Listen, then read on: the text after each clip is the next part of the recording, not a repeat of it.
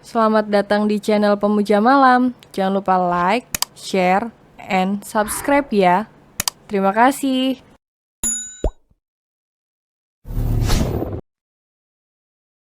Chapter 27 Kenapa Jatuh Cinta Jadi Serumit Ini. Ale mematung sesaat. Wanita itu tentu tahu siapa yang dimaksud si Bibi barusan. Tapi meski hatinya rindu, namun logikanya melarang keras Ale untuk menemui lelaki itu. Biarlah dia merasakan dulu apa yang Ale rasakan. Begitu yang dikatakan oleh pikirannya. Katakan saja aku sudah tidur, Bi. Lagi pula ini sudah terlalu malam untuk bertamu. Seru Ale dengan tatapan dingin. Wanita tua itu terperangah sesaat. Lalu menatap manik Ale dalam-dalam. Si Bibi yang awalnya begitu antusias kini berubah bingung. Sebab respon majikannya ternyata hanya datar saja. Tak seekspresif saat kali pertama Leo datang untuk menemuinya kemarin.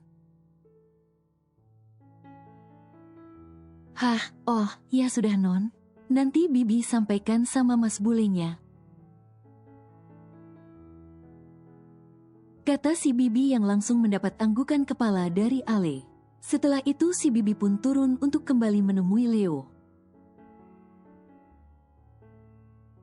Sementara Alexandra sudah menutup pintu kamarnya lagi. Ternyata Aleta sudah keluar dari kamar mandi. Dengan setelan piyama tidur yang Ale berikan. Ayo kita istirahat, pasti kamu lelah. Ale mengajak Aleta untuk segera naik ke atas tempat tidur berukuran kingnya. Tidak hanya bagi Leo, di sisi lain hari ini pun sangat melelahkan bagi Alexandra. Aleta dengan perasaan sungkan, dan masih malu-malu ikut naik juga ke atas kasur Ale. Berbaring tepat di sebelahnya, hanya guling yang sengaja diletakkan di tengah-tengah. Yang menjadi pembatas tidur di antara mereka. Maaf, apa aku boleh bertanya? Tanya Aleta saat keduanya sudah berbaring sempurna. Dengan selimut tebal yang menutupi tubuh mereka sampai ke batas dada. Aleta menatap manik Ale dalam. Ya. Jawab Ale singkat membalas tatapan Aleta dengan serius. Tadi aku sempat mendengar kamu bicara dengan si Bibi. Apa yang datang ke sini itu Tuan Leo? Tanya Aleta ragu-ragu. Sedikit banyak Aleta mendengar isi obrolan si Bibi dengan Alexandra. Dan Aleta mengambil kesimpulan. Pasti Ale tengah dilanda keraguan atas sikap tuannya itu. Ale menahan senyumnya saat merasa Aleta masih kaku bicara padanya. Ya, benar, tuanmu yang tadi datang. Kenapa? Ale balik bertanya. Tidak apa-apa, tapi aku rasa Tuan Leo benar-benar mencintaimu, Ale. Mendengar yang Aleta katakan, sontak membuat Alexandra memiringkan tubuhnya. Menatap lamat-lamat wajah wanita itu dari samping. Tiba-tiba Ale menjadi penasaran apa maksud Aleta berkata seperti itu. Apa yang Aleta tahu sementara dia tak tahu? Apa maksudmu? Iya, Ale, seperti yang aku katakan tadi. Tuan Leo benar-benar mencintaimu. Apa kamu tahu, sebelum kamu, tidak ada karyawan wanita selain aku yang diizinkan masuk ke ruangan pribadinya. Bahkan jika ada klien wanita pun, Pak Angga akan meminta orang tersebut untuk menunggu Tuan Leo di ruang meeting. Jika saja aku bukan sekretarisnya, pasti aku juga tidak akan pernah diizinkan masuk ke ruangannya. Oh, tidak, jangankan masuk ke ruangannya. Berada di lantai khusus itu pun aku pasti tidak bisa. Aleta menjelaskan sedetail mungkin apa yang selama ini menjadi kejanggalannya. Dia memang sangat terkejut dengan kedatangan Ale ke ruangan Leo pada saat itu. Sejak pertama kali menjabat sebagai sekretaris Leo, Aleta sudah diperingatkan tentang satu dan lain hal. Yang boleh dan tidak boleh dilakukan olehnya. Tentulah setelah kejadian itu Aleta bisa menyimpulkan bahwa ada sesuatu yang spesial antara Tuan Leo dan Alexandra. Namun dia pun belum tahu hubungan seperti apa yang mereka jalin. Aku rasa kamu salah. Buktinya Lintang bisa dengan mudah keluar masuk ke ruangan itu. Wajah Ale berubah sendu. Aleta mengerti akan hal itu. Apalagi pengalaman percintaannya jauh melebihi Alexandra. Apa kamu cemburu pada Non Lintang? Dek, Ale terkejut. Dia masih sulit memahami secara utuh maksud ucapan Aleta barusan. Aku cemburu, mana mungkin aku cemburu? Ah, Aleta ini, kenapa dia bicara sembarangan sekali, sih? Batin Ale menolak keras rasa itu. Tidak mungkin Ale cemburu. Lintang memang cantik, begitupun dengan bodinya yang aduhai. Tapi Ale merasa dirinya pun tak kalah dari Lintang. Meski semua yang ada di tubuhnya terlihat pas saja ukurannya. Tidak terlalu besar pun juga tidak berukuran mini. Ale, kok kamu malah bengong? Benar kan apa yang aku katakan tadi? Kamu cemburu kan pada Non Lintang? Goda Aleta ketika wajah Ale tiba-tiba bersemu merah. Tidak, aku sama sekali tidak cemburu. Bibir Ale bergerak lagi untuk menjelaskan, menekan setiap kata dengan sangat jelas. Cek sudah ayo kita tidur. Sepertinya kamu sangat lelah sampai bicara ngelantur seperti itu. Lanjut Ale yang kemudian langsung berbalik, berbaring dengan posisi membelakangi Aleta. Kamu kalau cemburu lucu sekali, Ale. Aku yakin Tuan Leo pasti gemas melihatmu seperti ini. Gumam Aleta yang masih terdengar di telinga Ale. Namun Ale memilih untuk diam saja dan berpura-pura tidur. Beberapa menit berlalu, akhirnya terdengar nafas yang teratur dari orang yang ada di sampingnya. Ale berbalik untuk memastikan apa Aleta benar-benar sudah tidur. Dan benar saja, raut wajah lelah itu sudah terlelap dalam ketenangan. Ale yang tidak bisa tidur, perlahan beranjak dari kasur. Seperti seorang pencuri Ale berjalan mengendap-endap menuju balkon. Tentu dia tidak ingin membuat Aleta terbangun dengan gerakannya, yang mungkin menimbulkan bunyi. Hujan lebat masih terus turun. Bahkan sudah lebih dari 3 jam hujan tak jua berhenti. Dingin, sudah pasti. Tapi berbanding terbalik dengan dingin yang dirasakan tubuhnya. Hati Ale tiba-tiba merasa panas. Ale mengambil ponsel lalu kembali ke balkon. Dia ingin mencari jawaban atas pertanyaan yang terus berputar di atas kepalanya pada Google. Wanita itu mengetikkan sesuatu yang panjang sekali di kolom pencarian. Apakah dalam agama saudara sepupu boleh menikah? Dek, mata Ale membulat sempurna. Saat membaca hasil jawaban atas pertanyaannya beberapa detik lalu, Ale baru tahu ternyata jika saudara sepupu itu boleh menikah. Dan secara agama sah karena statusnya bukanlah mahram. Ya Tuhan. Gumam Ale memijat kepalanya yang sedikit berdenyut. Kenapa dia jadi merasa takut kehilangan? Padahal dia sempat berkata pada Lintang dengan sangat percaya diri bahwa dia akan melepaskan Leo jika memang pria itu memilih Lintang. Apa iya aku harus melepaskan Leo? Tidak. Aku harus memperjuangkan yang sudah menjadi milikku. Tapi, apa Leo mencintai Lintang? Aku tidak ingin membuat orang yang aku sayangi terluka karena diriku ini.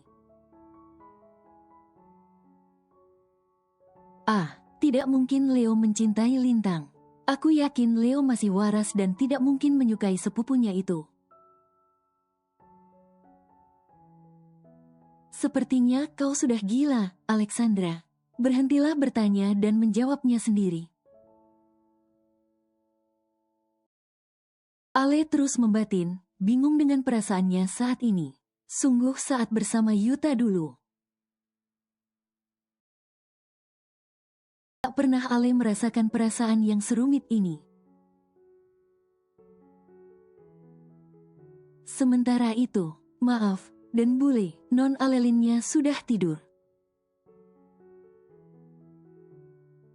Ucap si Bibi saat sudah kembali dari lantai 2. Oh, ya sudah kalau begitu, tidak apa-apa, terima kasih ya Bi. Dengan lesu Leo pamit lalu kembali masuk ke dalam mobilnya. Dengan perasaan kacau, sedih dan kecewa. Leo pun kembali memacu kendaraan roda 4 itu. Dengan kecepatan sedang menuju apartemen pribadinya. Setelah tiba di apartemen itu, Leo memilih untuk langsung membersihkan diri. Hanya butuh 15 menit, Leo sudah keluar dengan handuk yang melilit di sebagian tubuhnya. Dari perut hingga lutut, sebelum berpakaian. Leo memilih memeriksa ponsel yang tadi dia lempar ke atas tempat tidur. Tak ada pesan apapun di sana. Bahkan pesan yang dia kirim pada Ale masih centang 2 abu-abu. Wanita itu pun sama sekali tidak berusaha untuk menghubunginya balik. Apa sefatal ini kesalahan Leo? Leo kembali mengirim pesan sekali lagi melalui aplikasi hijau. Besok pagi-pagi sekali aku akan menjemputmu. Satu pesan itu berhasil dikirim. Namun lagi-lagi centang biru abu-abu. Bahkan hingga Leo menunggu beberapa menit. Pesan itu tak juga dibuka oleh Alexandra. Malam ini terasa sangat panjang. Leo tak bisa beristirahat sedikit pun. Leo uring-uringan sendiri. Sampai-sampai kedua matanya tidak bisa terpejam barang sedetik pun. Pria itu meringkuk, memeluk tubuhnya tanpa balutan selimut. Ada sesal yang tak bisa dijelaskan dengan kata. Kenapa aku ceroboh sekali? Leo merutuki kesalahannya. kecerobohan dirinya karena melupakan janji dengan Alexandra. Dia tahu dirinya salah, tapi kenapa Ale tidak memberinya kesempatan? Bahkan untuk sekedar menjelaskan, apa dia tidak merindukanku? Ya, mungkin saja dia memang tidak merindukanku. Bahkan bisa jadi Alexandra tidak mencintaiku. Batin Leo bergumam sendiri. Pria itu masih terjebak dalam kebingungan. Arg, pikiranku menyebalkan. Leo mengacak-acak rambutnya dengan kasar. Semakin larut, Leo malah semakin tidak bisa tidur. Pikirannya terus memikirkan hal-hal yang buruk. Dan tidak bisa diterima akal sebenarnya. Namun pikiran itu terus menari-nari di atas kepalanya. Setelah lama berbaring dan tidak juga bisa memejamkan mata, akhirnya Leo memilih untuk bangun dan membasuh wajahnya ke kamar mandi. Semoga air yang dingin bisa membantu pikirannya lebih tenang. Namun yang terjadi setelah membasuh wajahnya, Leo semakin tidak jelas. Pria itu terus berjalan mondar-mandir tak karuan. Sesekali Leo memijat pelipisnya yang kian nyeri. Bagaimana tidak pusing? Waktu sudah menunjukkan pukul 3 dini hari, dan Leo belum juga bisa tidur. Leo mengambil ponselnya lagi, lalu kembali masuk ke aplikasi hijau. Dek. Apa ini? Tanya Leo tak percaya. Saat membaca di layar itu bahwa Alexandra aktif 2 menit lalu, buru-buru Leo menekan tombol memanggil. Jika memang wanita itu aktif 2 menit lalu, tandanya Ale belum tidur. Atau mungkin dia sudah tidur tapi terbangun. Lagi-lagi, berdering namun tidak diangkatnya. Leo menghempaskan bobot tubuhnya di salah satu sofa. Pria itu menyugar rambutnya ke belakang.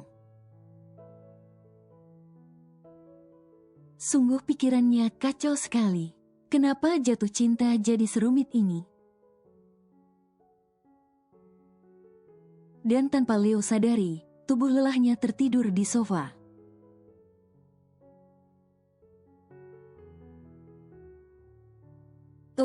Lenguhnya panjang seraya merentangkan kedua tangannya, yang terasa kaku dan pegal. Leo mengerjapkan kedua netranya perlahan. Bias cahaya lampu membuat matanya harus beradaptasi kembali. Astaga, jam berapa ini? Leo terlonjak saat melihat dari balik tirai jendela kamar. Ah, masih gelap. Gumam Leo merasa lega saat melihat keluar jendela, ternyata di sana masih gelap. Tanpa melihat jam, Leo melenggang masuk ke dalam kamar mandi. Dari semalam hujan turus deras hingga paginya masih menyisakan gerimis. Setelah selesai mandi, Leo langsung berpakaian. Setelan jas lengkap seperti hari-hari biasanya. Sambil memakai jam tangan, netranya terus memandang keluar jendela kamar. Rasanya aku sudah banyak beraktivitas. Tapi kenapa di luar masih gelap juga ya? Gumamnya bertanya-tanya. Leo pun mengambil ponselnya yang berada di meja depan sofa. Namun saat Leo ingin membukanya, ternyata ponselnya mati karena kehabisan baterai. Leo mengangkat tangan kirinya untuk melihat jam. Apa kira-kira dia tidak akan terlambat untuk menjemput Ale? Jika mengisi daya ponselnya dulu beberapa menit, Dek. Kedua netranya kembali membola seakan ingin loncat keluar. Apa, jam 10? Pekiknya tak percaya. Nafasnya seketika memburu. Leo segera berlari menuju meja tempat koleksi jam-jam brandednya berada. Mungkin saja jam yang Leo pakai saat ini mati. Hingga jarumnya berhenti tepat di angka 10. Dek. Tubuhnya seketika limbung saat melihat belasan koleksi jam tangan mewahnya. Menunjukkan angka yang sama. Jadi ini bukan gelap karena masih pagi, tapi gelap karena cuaca mendung. Setelah menetralkan kembali pikirannya, Leo pun langsung berlari keluar unit apartemennya. Hanya butuh waktu kurang dari 3 menit. Leo sudah sampai di lobi gedung tersebut. Leo buru-buru menekan alarm mobil agar pintu mobilnya dapat terbuka. Dengan sekali injakan gas, mobil itu pun melesat secepat kilat membelah jalanan yang becek dan basah. Sungguh Leo jadi semakin merasa bersalah. Padahal dia sudah mengirim pesan bahwa akan menjemput Ale pagi-pagi sekali di rumahnya. Tapi yang terjadi sekarang, dia malah ketiduran dan akhirnya terlambat bangun sampai jam 10 pagi. Sungguh cuaca hari ini sangat menggambarkan perasaan Leo. Gelap, mendung dan buruk. Mungkin karena bukan jamnya berangkat dan pulang bekerja. Membuat jalanan yang dilewati Leo tidak sepadat di jam-jam tersebut, hingga membuat kendaraan yang dikendarainya kini sudah tiba di kediaman Alexandra hanya dalam waktu 20 menit. Leo langsung mengetuk pagar besi yang menjulang itu. Dengan cukup kencang tak sabaran, dia bahkan tidak peduli saat ini dirinya sudah lumayan basah. Karena gerimis yang turun cukup lebat juga. Dan Leo. Ucap seorang security yang berjaga di pos depan rumah mewah Tuan Zack. Maaf, Pak, apa Alelinnya ada? Tanya Leo tak sabaran. Oh, Non Alelin sudah berangkat sejak tadi pagi, dan... Leo mengerutkan keningnya menatap lurus ke sela pagar itu. Bapak jangan bohong. Itu motornya saja ada. Protes Leo pada petugas keamanan tersebut. Oh, itu tadi Non Alelin bawa mobil sendiri. Kan lagi hujan, masa berangkat kerja mau basah-basahan sih, Den? Dek. Benar juga. Gumam Leo dalam hati. Setelah itu Leo langsung pamit dan kembali lagi ke mobilnya. Tujuan akhirnya adalah perusahaan Lincoln. Ya, di sana pasti dia bisa bertemu dengan kekasihnya. Dan lagi kendaraan Leo bergerak membelah jalanan yang masih sangat basah. Karena gerimis yang sepertinya enggan berhenti membasahi bumi. Leo melirik jam di pergelangan tangannya. Masih pukul 10:30. Setidaknya masih ada waktu 1,5 jam lagi sebelum Ale istirahat makan siang. Leo mengusap kasar keringat yang mulai menyembur di keningnya. Tiba-tiba Leo merasa perutnya semakin tidak karuan. Sakit sekali, apalagi badannya pun sejak kemarin merasa tidak enak. Sekarang perut rasanya sangat mual, kepalanya juga terasa sakit. Apa mungkin semua yang tengah dirasakan oleh tubuhnya karena asam lambung Leo yang naik? Ya, bisa jadi, tapi semua itu sungguh sangat wajar. Leo tidak makan apapun sejak kemarin. Bahkan dia juga begadang sampai dini hari, meskipun pada akhirnya dia ketiduran. Tapi tidurnya sama sekali tidak berkualitas. Leo menepikan kendaraannya di sisi jalan, lalu mengambil ponsel yang dia isi daya di dalam mobil. Lama sekali. Batinnya saat menyalakan layar ponselnya, namun terasa lama sekali ke mode layar utama. Dan saat sudah menunggu beberapa detik, akhirnya ponsel Leo sudah bisa kembali digunakan. Leo langsung menghubungi nomor ponsel Angga. "Jemput aku sekarang di persimpangan jalan menuju perusahaan Lincoln. Jangan pakai lama." Saat sambungan itu terhubung, Leo langsung melayangkan perintah. Bahkan dia tidak menunggu Angga bicara. Untuk sekedar mengatakan kata halo di sambungan tersebut. Setelah mengatakan itu, Leo pun meletakkan ponselnya kembali di tempat yang semestinya. Sungguh, perutnya benar-benar sangat sakit.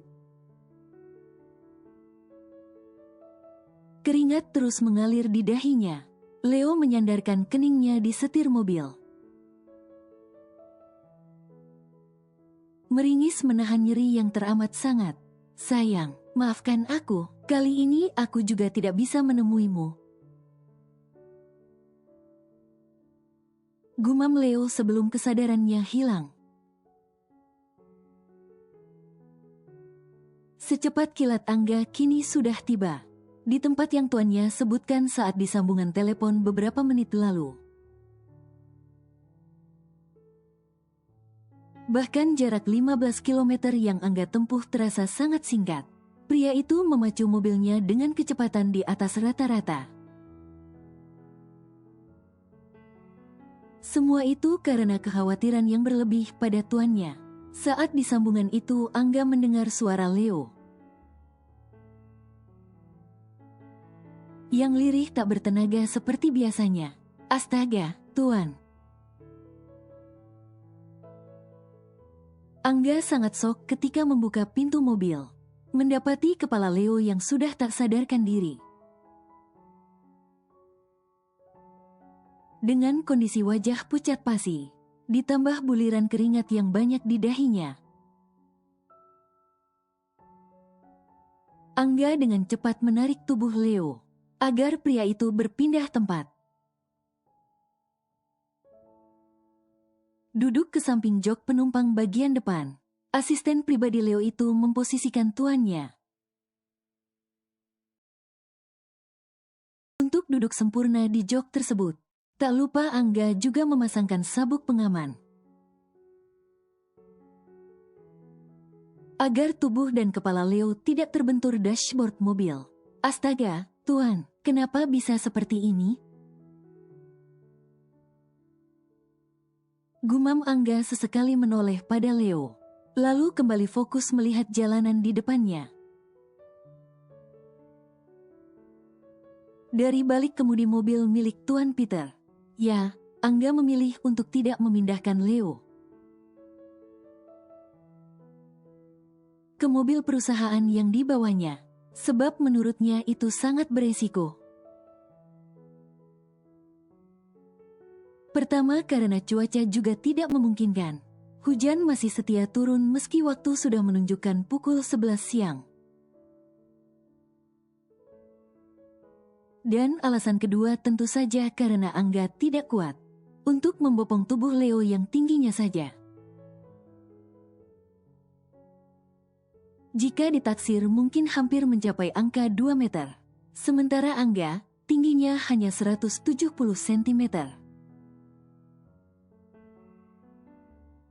Ya, maklumlah, Angga turunan lokal asli sementara Leo. Sudahlah tidak perlu dijelaskan lagi. Pria itu memang sudah jangkung dari sananya. Angga sudah tiba di rumah sakit swasta 8 lantai.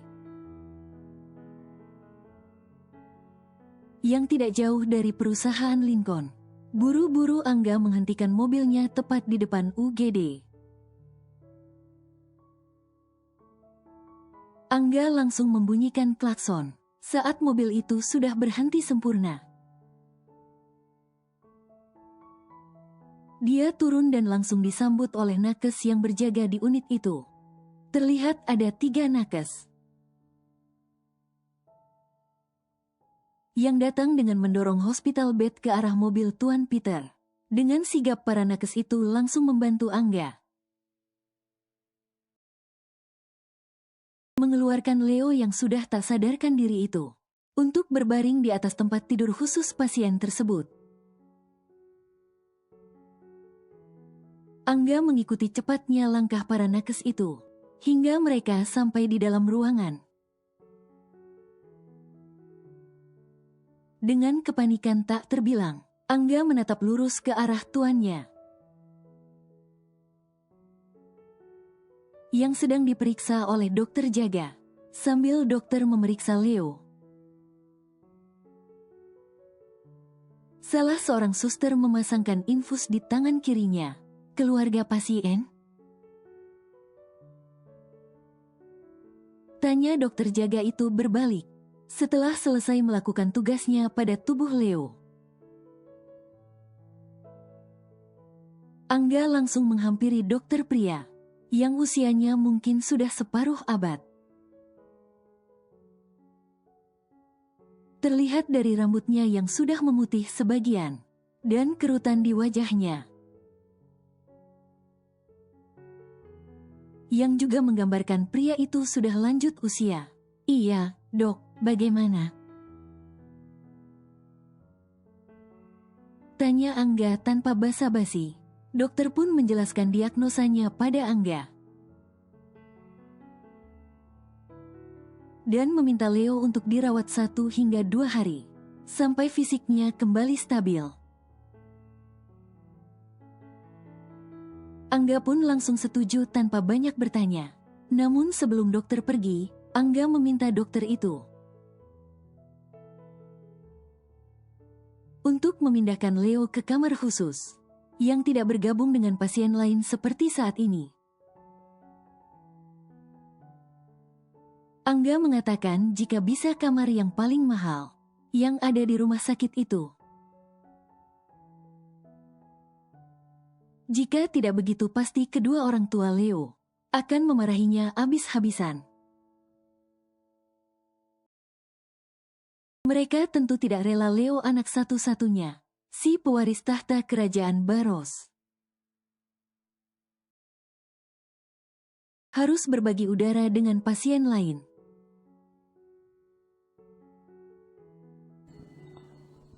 Bersambung.